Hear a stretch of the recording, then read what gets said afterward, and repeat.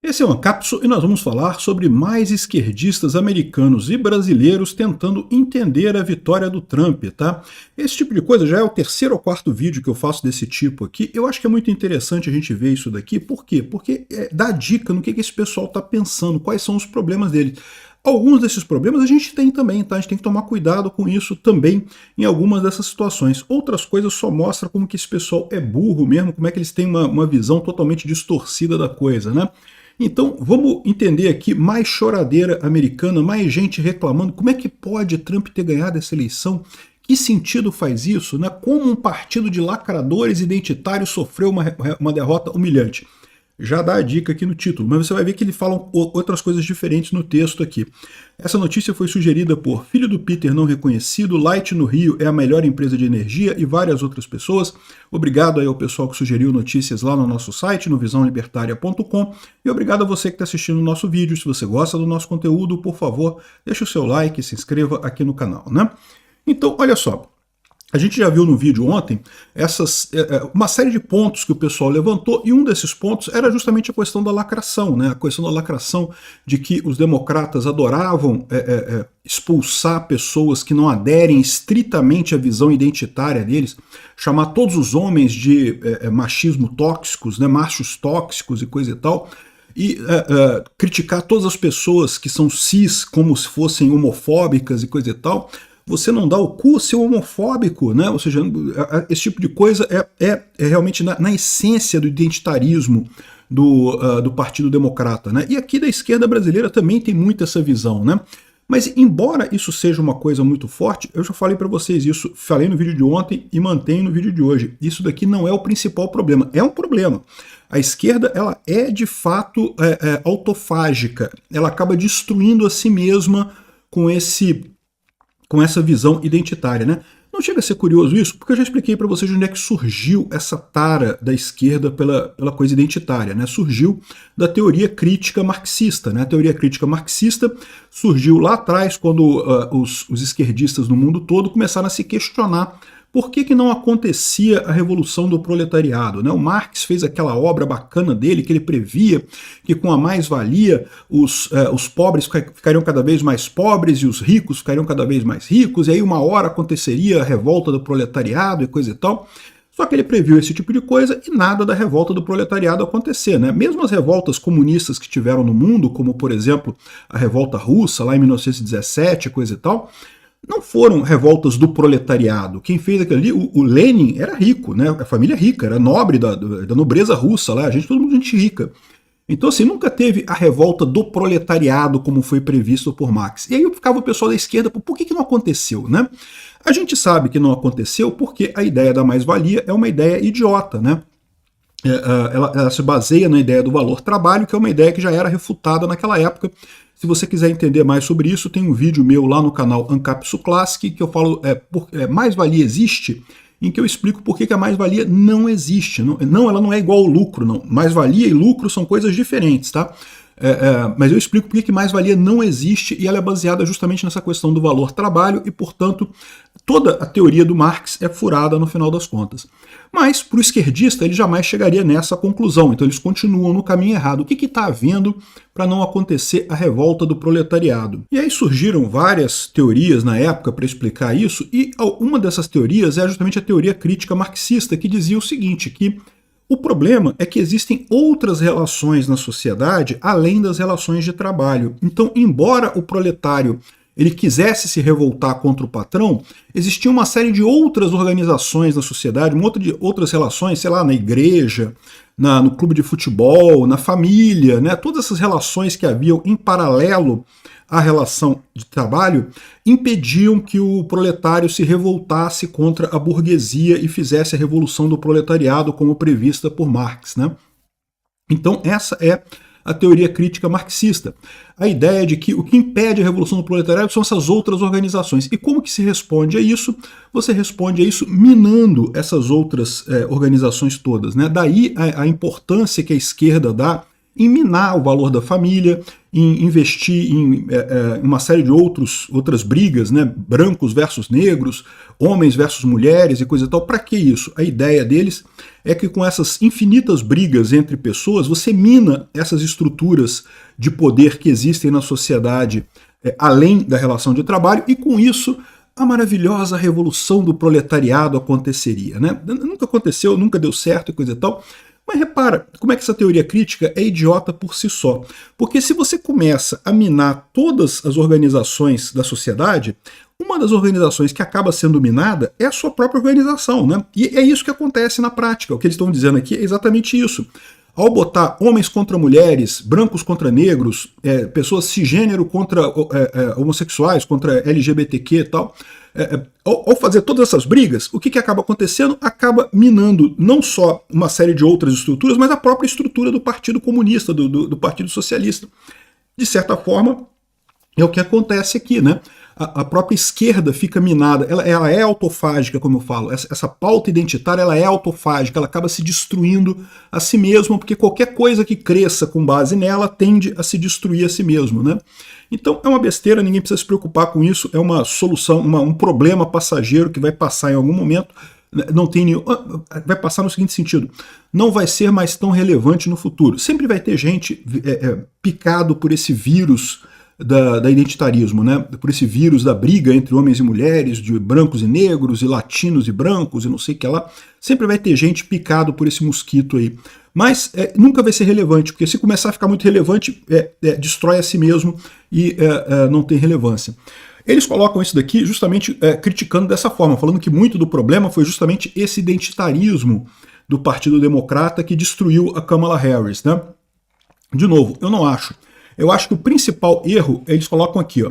Mas esses erros de cálculo estavam inseridos em 3 erros maiores da visão de mundo. Em primeiro lugar, a convicção que muitos progressistas tinham de que as coisas estavam caminhando bem, se não mesmo ótimas, nos Estados Unidos de Biden.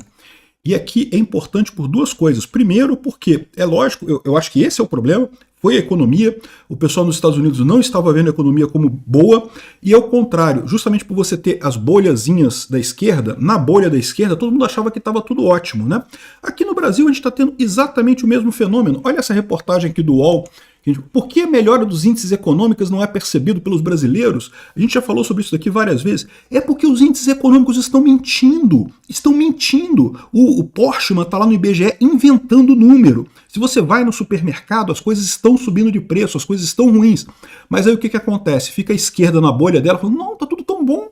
Tá tudo tão maravilhoso, a economia do Lula, olha só, tá subindo, o PIB subiu, a inflação caiu, os preços estão diminuindo e não sei o que lá, tá tudo maravilhoso, Lula fantástico, maravilhoso, esplendoroso e não sei o que lá. Fora da bolhazinha da esquerda, o pessoal não tá comprando essa coisa não. É esse o problema que ele tá falando que aconteceu lá nos Estados Unidos também. O pessoal da esquerda, o pessoal que apoiava o Biden, que também apoiava a Kamala Harris, achava que a economia estava maravilhosa, né? Só que não está. Por quê? Porque o que o Biden está fazendo é a mesma coisa que o Lula estava fazendo aqui, está fazendo aqui também. Que é despejar dinheiro no mercado em grandes quantidades, esperando resolver os problemas e com muita ineficiência, né?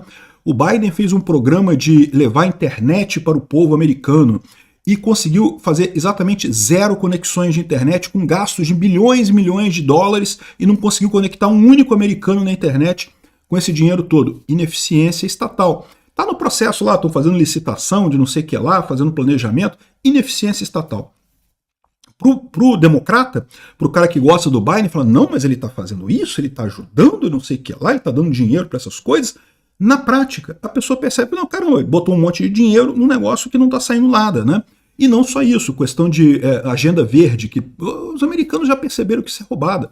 Agenda verde é agenda para matar pobre, eu já falei para vocês, a agenda verde é a agenda que quer ricos cada vez mais ricos e pobres cada vez mais pobres.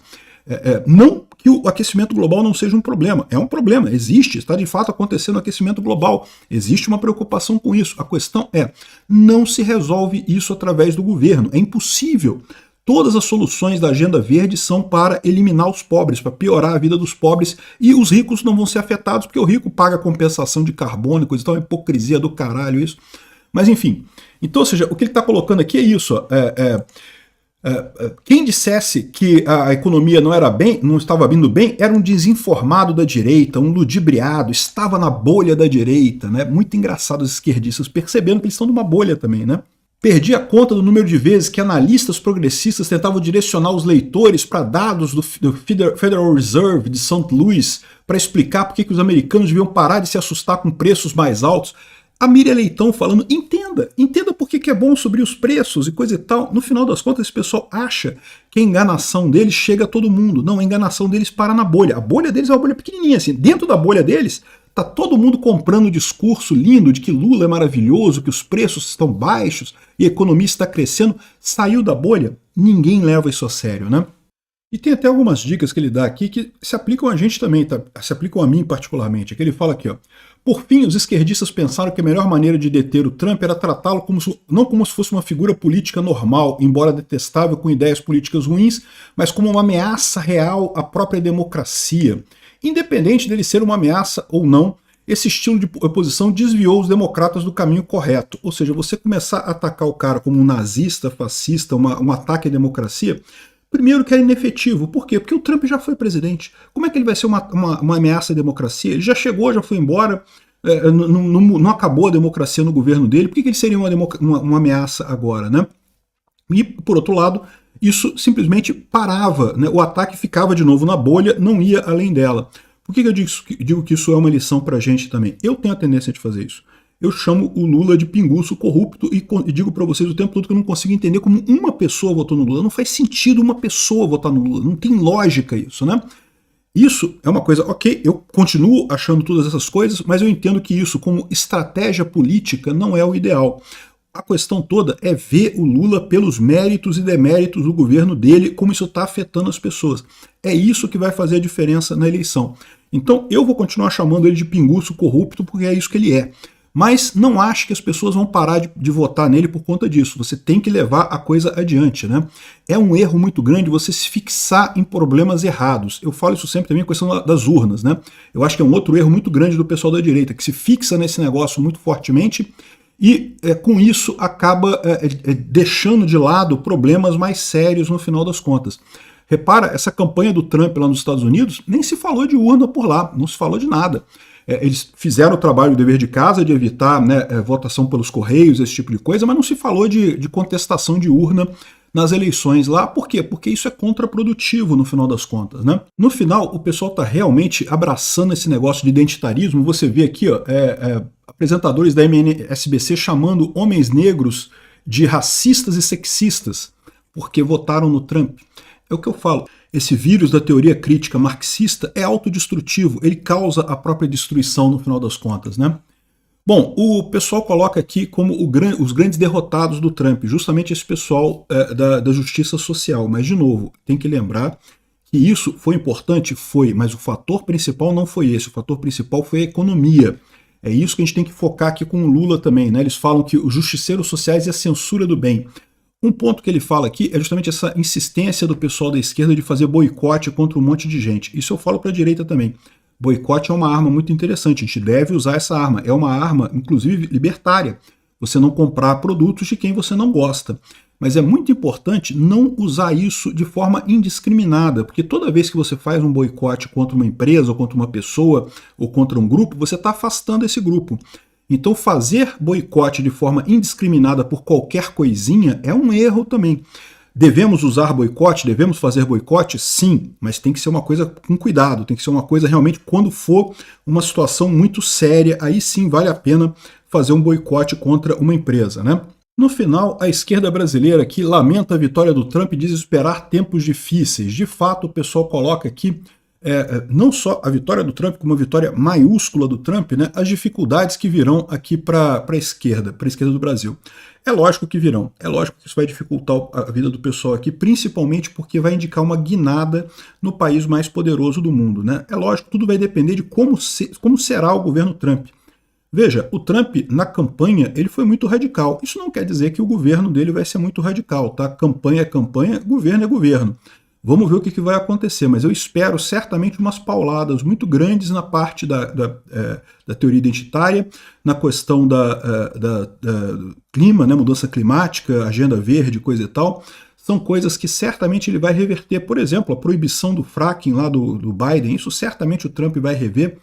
Vamos ver como é que vai ficar esse tipo de coisa. Vai ficar ruim aqui para os esquerdistas aqui no Brasil, né? E para quem quiser se divertir, eu coloquei uma thread de pessoas chorando aqui, de esquerdistas chorando lá nos Estados Unidos. Isso aqui já é nova, tá? Não é? Porque tem gente publicando vídeos antigos, lá da outra eleição do Trump de 2016. Isso aqui já são as imagens do pessoal chorando agora com a vitória do Trump agora esse ano, né? Tá muito divertido, cara. É impressionante como é que o pessoal insiste em fazer vídeo chorando e coisa e tal.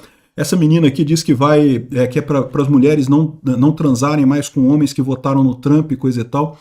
Ó o caminho, já sabe como é que vai trepar com ela, só dizer que votou na Kamala Harris. Pronto, facinho, facinho, olha que beleza.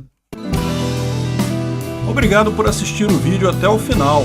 Além de curtir, compartilhar e se inscrever no canal, considere se tornar patrocinador com valores a partir de R$ 1,99. Clique no botão Seja Membro abaixo para saber as condições e vantagens de patrocinar o canal. Mais informações sobre o nosso projeto, visite nossos sites indicados na tela.